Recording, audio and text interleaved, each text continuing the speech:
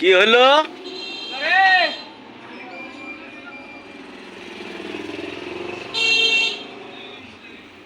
দেখেন তো এনাকে চেনা যায় নাকি, চিনতে পারলে সবাই কমেন্ট করবেন প্লিজ। এই কিছুদিন আগে পঙ্গু হয়েছিল, অ্যাক্সিডেন্ট করে তার পা ভেঙে গেছিল, কিন্তু সবার মেহেরবাড়িতে সে ডাক্তারের চিকিৎসা করে সে এখন সুস্থ এবং দেখেন সে ভ্যান চালায় খায়।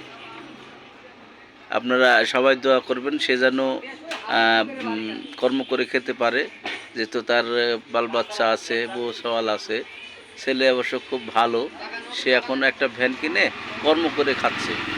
সবাই তার জন্য দোয়া করবেন।